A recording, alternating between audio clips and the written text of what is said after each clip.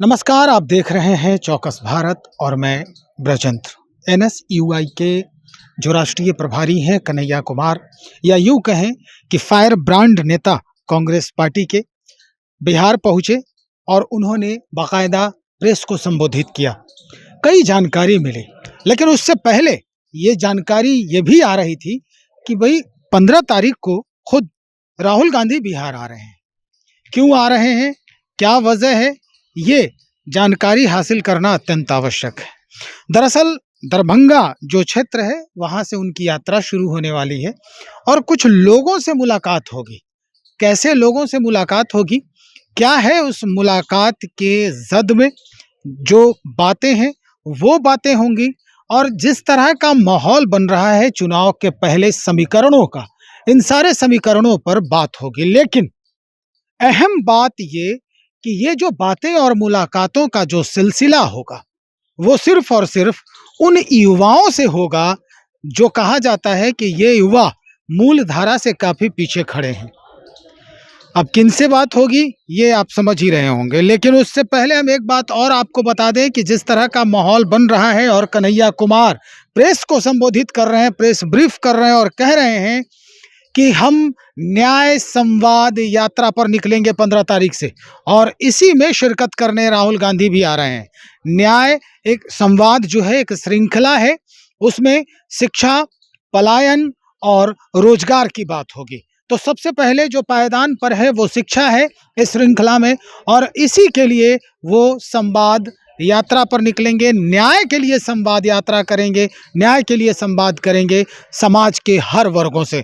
तो चलिए हम सीधा सुनवाते हैं कन्हैया कुमार को, क्या कहना चाहते हैं कन्हैया कुमार, क्या कुछ सूचना है उनके जहन में, सुनिए। पहला बिंदु ये है कि कांग्रेस पार्टी आगामी 15 तारीख से पूरे बिहार में न्याय संवाद की श्रृंखला शुरू करनी चाहिए। और यह जो न्याय संवाद की श्रृंखला है, इसमें हमारा सबसे पहला विषय जो है वो शिक्षा का सवाल है। इसी तरह से नौकरी का सवाल, भागीदारी का सवाल, और समाज के जो अलग अलग सेक्शन के लोग हैं उनके बीच में कांग्रेस पार्टी जाएगी, उनके साथ संवाद करेगी, उनके दुख तकलीफ को सुनेगी, और उसी के आधार पर हम न्याय पत्र तैयार करेंगे।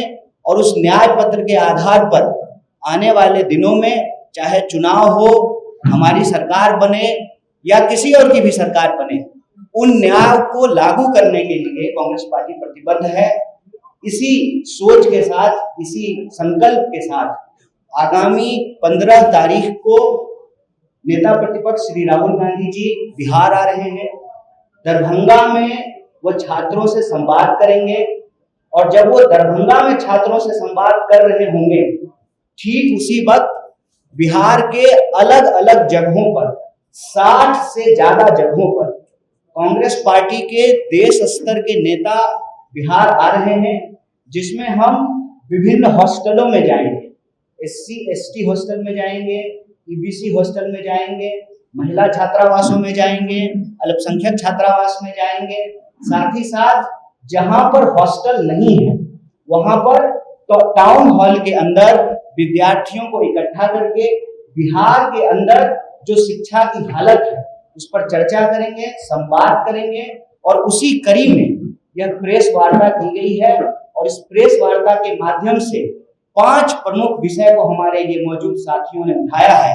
पहला विषय यह है कि लगातार मांग के बाद जो मौजूदा NDA की सरकार है वह इस बात के लिए स्वीकार की कि आगामी समय में जाति जनगणना की जाएगी। सवाल यह है कि जाति जनगणना की मांग हम लोग क्यों कर रहे हैं? सामाजिक न्याय की धरती है बिहार। जाति जनगणना की मांग हम इसलिए कर रहे हैं कि कई दशकों तक सामाजिक न्याय की नीतियों को लागू करने के बावजूद, आरक्षण की नीति को लागू करने के बावजूद, आज भी आंकड़े ये कहते हैं कि समाज के अंतिम पायदान का जो व्यक्ति है आज भी उसको न्याय नहीं प्राप्त हो रहा है, जिसके बारे में डिटेल से इन साथियों ने आपके बीच में अपनी बात रखी। तो जो जाति जनगणना है, उस जाति जनगणना का अगला कदम यह है कि यह जो 50% की सीमा है, इस सीमा को समाप्त कर दिया जाए। और ये हम संविधान के तहत कह रहे हैं संविधान के अनुच्छेद 15(5) में यह प्रावधान किया गया है कि निजी क्षेत्रों में भी भागीदारी और आरक्षण को सुनिश्चित किया जाए। तो पहला मांग यह है कि जाति जनगणना हो और जाति जनगणना वैज्ञानिक तरीके से हो, लिपापोती नहीं हो, और सही आंकड़ों के आधार पर 50% की सीमा को समाप्त किया जाए और निजी क्षेत्रों में भी आरक्षण को, भागीदारी को सुनिश्चित किया जाए। दूसरा सवाल यह है कि बिहार में अगर आप शिक्षा व्यवस्था को देखेंगे, शिक्षा की हालत यह है कि 3 साल की डिग्री 3 साल में नहीं मिलती। प्रश्न यह है कि जब पूरे देश में 3 साल की डिग्री 3 साल में मिलती है, तो बिहार में 3 साल की डिग्री 5 साल और 7 साल में क्यों मिलता है? वो बिहार जहां पर नालंदा विश्वविद्यालय रहा, वो बिहार जहां पर विक्रमशिला विश्वविद्यालय रहा, वो बिहार जहां पर आजादी से पहले पटना विश्वविद्यालय की स्थापना हुई, जिसको ज्ञान और मोक्ष की भूमि कही जाती है, आप बिहार में किसी भी धर्म का इतिहास उठा करके देख लीजिए, उसका इतिहास बिहार से जुड़ा हुआ है। देश का इतिहास बिहार के इतिहास के बिना पूरा नहीं होता है। उसी तरह से बिहार की प्रगति के बिना देश की प्रगति संभव नहीं है। ऐसे में बिहार की प्रगति के लिए, देश की प्रगति के लिए यहाँ की शिक्षा व्यवस्था को बेहतर करना जरूरी है।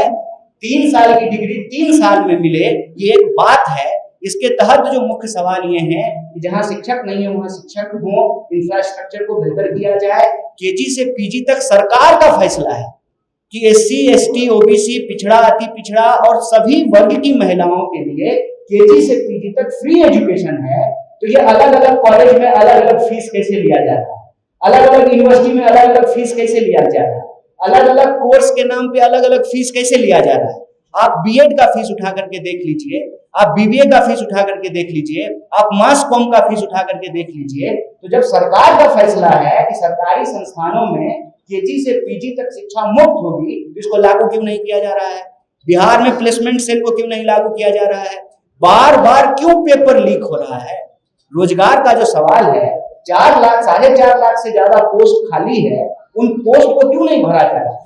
और कोई परीक्षा, चाहे बीपीएससी की हो, टियर 3 की परीक्षा हो, किसी भी डिपार्टमेंट की परीक्षा हो, उनको जो है नौकरी नहीं मिल रही है और रोजगार देने के बजाय बिहार सरकार लोगों को कर्जदार बना रही है। आप ये देखिए कि 2000 करोड़ से ज्यादा रुपया जो है बिहार के विद्यार्थियों के ऊपर कर्ज है। नौकरी मिलने से पहले, मतलब रोजगार मिलने से पहले एक विद्यार्थी जो है वो कर्जदार बन जा रहा है। तो सरकार से हमारी यही मांग है कि साहब, यह जो डबल इंजन की सरकार है, यह डबल इंजन जो है ना पूरा गुजरात की तरफ घुमा हुआ है। रोजगारों उधरे जा रहा है, नौकरियों उधरे जाएगा, बुलेट ट्रेन भी वहीं बनेगा, सारा डेवलपमेंट वहीं होगा। तो ये डबल इंजन जो है वो बिहार की तरफ क्यों नहीं घूम रहा है, जो रोजगार लेकर के आए। सरकार से यही मांग है कि लाठी नहीं नौकरी दो। और एक बहुत महत्वपूर्ण विषय जो यहाँ साथी ने उठाया कि एससी एसटी सब प्लान का पैसा आप किसी दूसरे चीज पे कैसे खर्च कर सकते हैं? आप जब भी सरकार के किसी नुमाइंदे से पूछेंगे कि यह जो मौजूदा डबल इंजन की सरकार है, इसने क्या किया है, तो मुंह छूटते ही सबसे पहले वो कहेंगे हमने पुल बनाया, हमने सड़कें बनाई। विरोधी कार्रवाई है। तो यह 5 विषय को लेकर के, एक भागीदारी के सवाल को लेकर के, नौकरी के सवाल को लेकर के, शिक्षा के सवाल को लेकर के कांग्रेस पार्टी बिहार के हर जगह जाकर के हर वर्ग के विद्यार्थियों से बात करेगी, चाहे बिहार के गरीब हो, दलित हो, पिछड़े हो, आदिवासी हो, अति पिछड़े हो, महिला हो, किसान हो, मजदूर हो, हर वर्ग के विद्यार्थियों से, नौजवानों से हम बात करेंगे। और हमारा संकल्प ये है कि बिहार की शक्ति से ही देश की प्रगति होगी। और इसीलिए यह न्याय संवाद की श्रृंखला आगामी 15 तारीख से शुरू हो रही है, जो लगातार चलेगी। और 15 तारीख को नेता प्रतिपक्ष दरभंगा में छात्रों से संवाद करेंगे और उसी वक्त बिहार के अलग अलग जगहों में, 60 से ज्यादा जगहों में कांग्रेस पार्टी का कोई ना कोई नेता या कार्यकर्ता छात्रों की आवाज को सुनेगा और उनके संघर्ष में हम कंधे से कंधे मिला करके चलेंगे। इसी महत्वपूर्ण सूचना के लिए यह महत्वपूर्ण प्रेस वार्ता बुलाई गई। आप तमाम मीडिया के साथी यहाँ उपस्थित हुए, इसके लिए हम पार्टी की तरफ से आपका बहुत बहुत धन्यवाद करते हैं। भारतीय राष्ट्रीय कांग्रेस यह उम्मीद करता है कि बिहार को बदलने की जो हमारी कोशिश है, इस कोशिश में मीडिया बंधु भी हमारा साथ देंगे।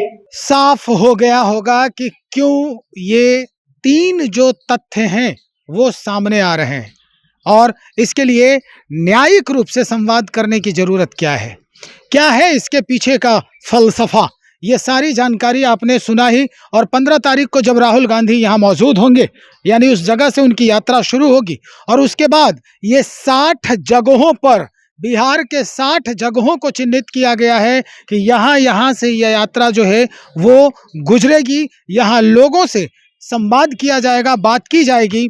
और सबसे अहम बात हम ये बता दें कि हो सकता है ये कोशिश भी हो कि जहाँ पर वो कड़ी जो कहते हैं चुनाव में वोटों की जो कड़ी है वो कहाँ पर मजबूत और कमजोर दिखेगी, हम वहाँ भी संवाद करेंगे। एक कारण ये भी हो सकता है। तो चलिए इंतजार करें, हम और लोगों से बातचीत करते हैं और इसमें जानकारी में इजाफा करने का प्रयास करते हैं कि और मसले क्या हैं, मुद्दे क्या हैं और वाकई में वहाँ जो पहुँचेंगे लोग वो कौन कौन लोग हैं।